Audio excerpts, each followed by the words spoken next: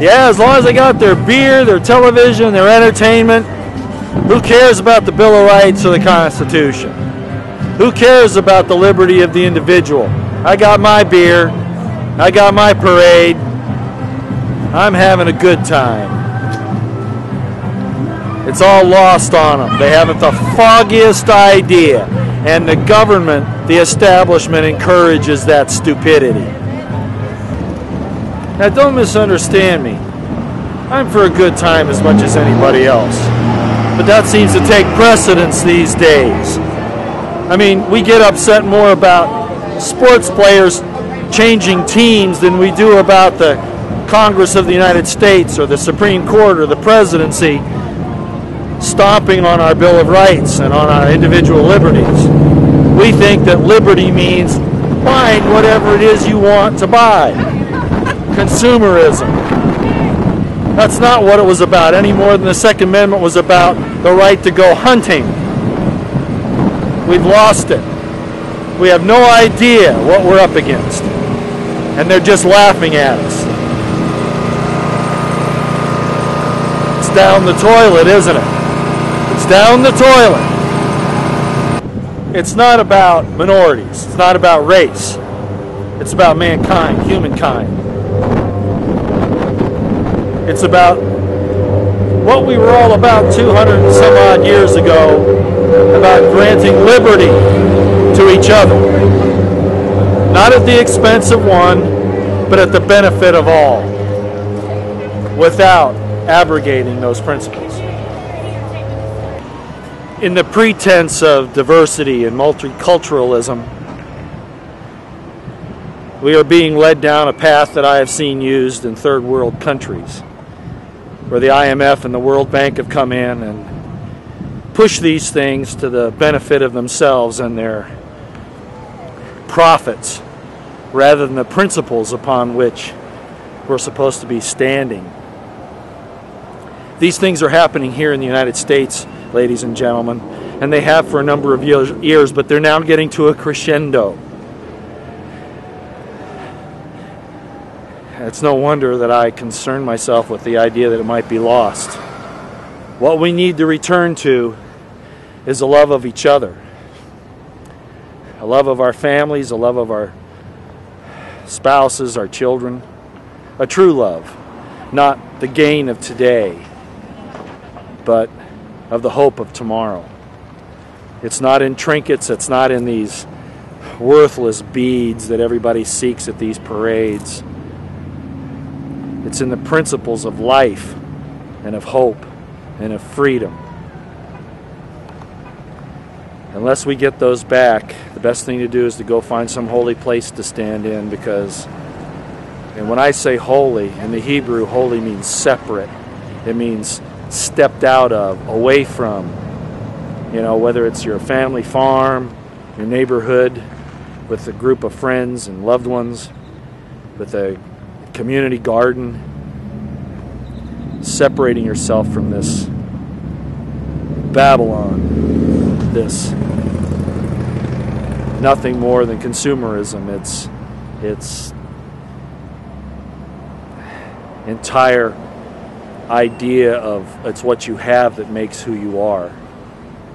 We need to get away from that, because if you don't now, it'll be too late when it all falls apart, and that's not far away. I've come down to the beach because the world is full of noise. Noise that distracts us from what's important. Down here, even though there's still noise in the background, you can hear the sounds of nature, the things that rest the soul, that make life truly worth living. I want to talk about a story about Gandhi. Mahatma Gandhi was brought to where he was because he saw the injustice in what the British Empire was trying to do in a land that they claimed as their own and was not. And at one point the British Empire began to tax what came from this source of water, salt, something God gave to all of us freely. Now, salt you can get out of the water by just, making a small pool and drying it, and the salt would magically appear. It was a free gift of God. But the British Empire decided to tax that free gift of God. We're seeing some of those same things happen today. The carbon tax that they keep trying to push on us, saying that, the climate's changing. Well, climate has changed for thousands upon thousands, if not millions of years. It's nothing new. We need to adapt to it. It's not something that should be taxed. Basically, the carbon tax was an attempt to really tax your existence, which they already do anyway. But Gandhi stood up to that, and we need to do so as well. I'm here in Galveston. Didn't intend to stay for the Mardi Gras, but it spoke to me, as you can see, and I think there's a lesson to be learned here. Not that it isn't okay to have a good time, because it is, but good times need to be based upon our good graces. We work hard, we stand up for what's right, and then we celebrate. Unfortunately, celebration now takes precedence over principle. For those of you who are Bible fans, there's a scripture in Isaiah, and it says, "To the law and to the testimony, if they speak not according to this, it is because there is no light in them. Likewise, I will say, that if they speak not according to the right of the individual, to individual liberty, to the pursuit of happiness, then there is no light in them. To sacrifice our liberties in the name of security is to have neither." And I believe another great American said that, and that was Benjamin Franklin.